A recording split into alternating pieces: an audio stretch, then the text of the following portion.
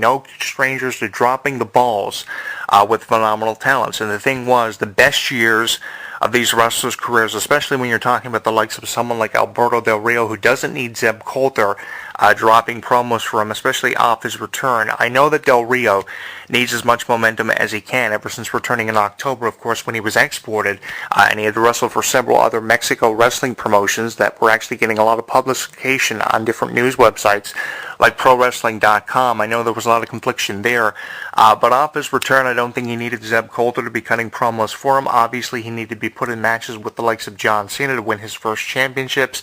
Off his return, it was a great way of putting him over, but he doesn't need Zeb Coulter, and I think that Del Rio is more effective, obviously, on his own rather than being in a faction, just as Sheamus has always been more effective on his own. You know, he was more entertaining, both as a heel and a fan favorite early on in his career, of course, winning the championship within 4 months of his arrival. You can't honestly tell me that having this whole League of Nations idea behind Sheamus is making him stand out more. Probably as the Hawk, but as the original Sheamus character with the cool hair and the attitude as a heel and a fan favorite, winning the title within 4 months of his arrival, winning the championships multiple times, both WWE and World titles.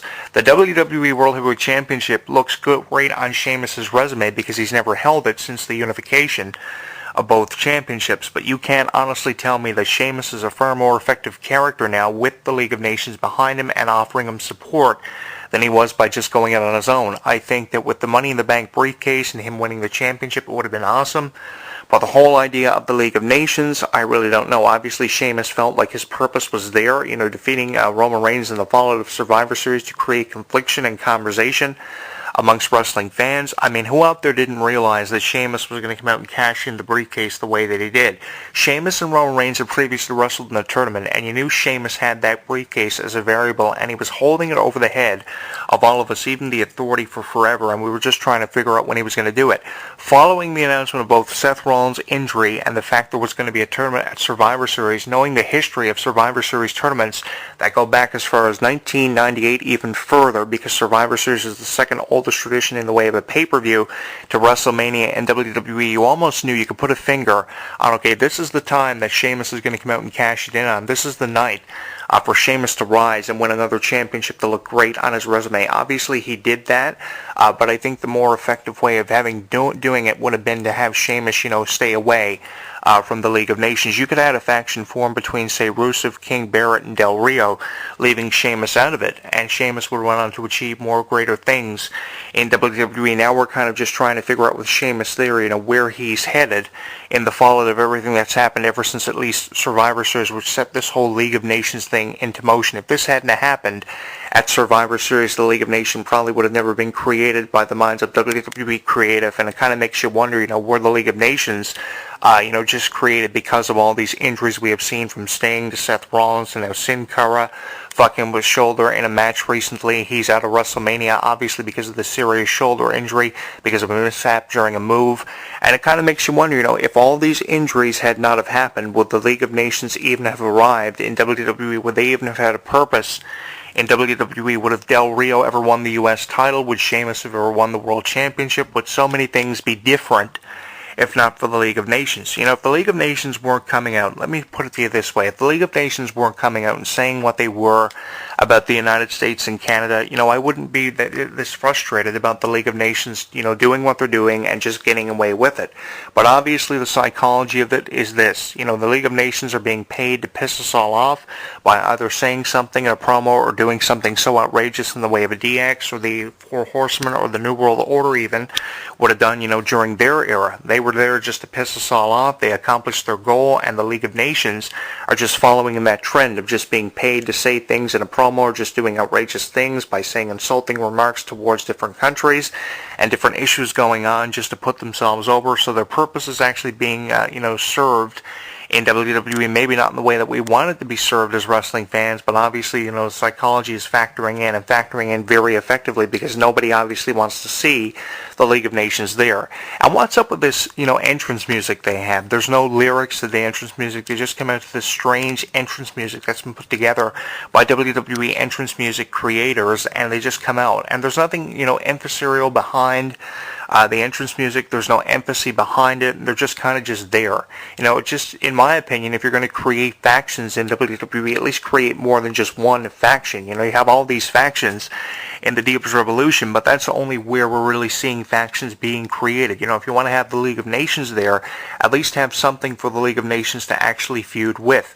Obviously, what's going to happen with this whole League of Nations idea is that John Cena is going to get some tag team partners, and we're going to see probably a 6-man or 8-man tag team match where Cena will captain a team of 4 individuals, probably including the Usos and Dean Ambrose, against the 4 League of Nations members to give them something to do at WrestleMania. Because as I just mentioned, it seems like the League of Nations are just trying to desperately fit in. It seems like you can call them the League of Desperation rather than the League of Nations, because there really is nothing for them to do. The obvious answer to this whole equation is to have Team Cena face Team League of Nations, being captained by, say, Sheamus, at WrestleMania in either just an 8-man tag team match or an 8-man tag team elimination match, which would feel like a Survivor Series match, which would be just stupid to have at WrestleMania, but at least it is something. And with how WWE Creative doesn't seem to really have anything to happen for the League of Nations now, especially off of these matches we've been seeing between Sheamus and Roman Reigns in recent weeks, with Vince McMahon having to be involved, obviously there was going to be nothing for the League of Nations to do for quite some time. So obviously the answer to all this in the fallout is to have them feud with John Cena and leave that responsibility of ridding us of the League of Nations up to John Cena and, say, the Usos and Dean Ambrose. But without Dean Ambrose, we'll probably have to defend the IC Championship.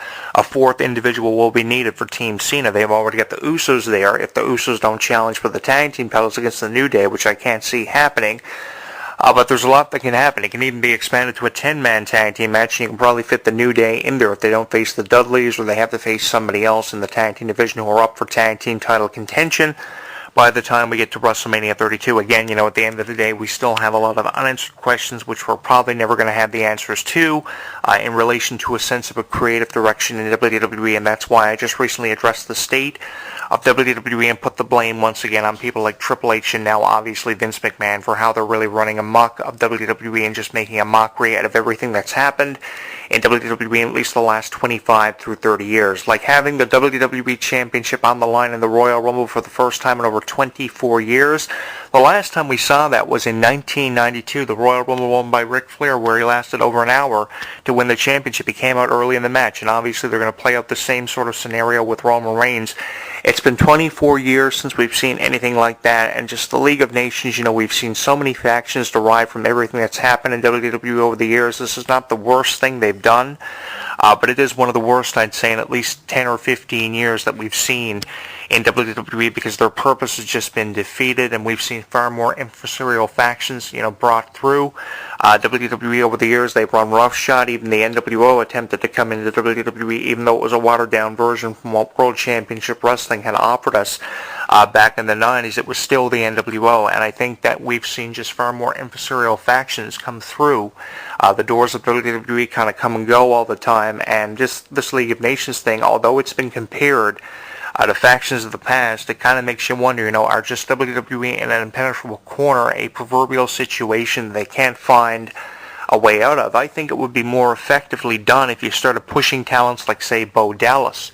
If you wanted to create stars of tomorrow, which is what it's supposed to be, creating stars of tomorrow in the future, then start putting emphasis behind people like Bo Dallas and people who haven't had pushes or emphasis put on them for a long time, like Curtis Axel, who I really thought I was going to do something with this whole Axel Mania thing, and it was just a gimmick just to give him something to do, just to give us a bit of a parody happening on WWE of Hulk Hogan. Obviously more so with everything going on with Hulk Hogan, of course, being called a racist by different sites like TMZ and CNN. Of course, everybody all over Hulk Hogan, his relationship ending with WWE, and that turned out to be nothing more than a parody. You could have really ran with Curtis Axel as you could have Bo Dallas, and I think more time should be spent on developing those characters and giving them pushes rather than creating factions of wrestlers who have already accomplished everything they've been eligible to compete for and do within their careers. And the funny thing is, people like Sheamus and Rusev have accomplished everything in such a short period of time. I know Rusev has more accolades to achieve at this point in his life than what Sheamus does, but when you talk about someone like Sheamus doing everything so early, I think more time now needs to be spent on creating stars who deserve opportunities that were given to Sheamus at some point in his life early on, obviously, that have never been given to the likes of Curtis Axel and Bo Dallas. And especially when you're talking about this whole Believe idea or the Curtis Axelmania thing, which was fantastic. But in the end of it all, we just had the League of Nations, and we had to put up with it as wrestling fans because we can't change the creative direction of WWE. We just wonder if, in fact, there is a creative direction in WWE, and I don't think there is. I think I can get away with saying we have no creative direction in WWE here in 2016. You know, it's only early in the year. Things could change, but I don't see it changing anytime soon, especially this close to WrestleMania, because the pressure is continuing to build just literally weeks before WrestleMania. A WrestleMania, no doubt, that's supposed to be the biggest WrestleMania of the previous 31. I mean, how can you top anything that's already happened at WrestleMania? The League of Nations aren't going to do it, and Roman Reigns versus Triple H is not going to do it. Maybe Sting versus The Undertaker could have done it for WWE, but with Sting being out with a neck injury and no speculation on his return, not even being mentioned, I think they're promoting a lot of Sting merchandise on WWE's shop, like DVDs and T-shirts and sweaters and stuff. But they're not really doing anything in the way of creating anything for Sting for WrestleMania, nor The Undertaker. Sting versus The Undertaker could have saved it, and you better believe the League of Nations aren't going to do it. So something else has to happen, and I don't think we're going to see anything happen this close to WrestleMania because, as I just mentioned, the key factor is the pressure is continuing to build this close to WrestleMania. And I know it's something you don't want to hear, and you probably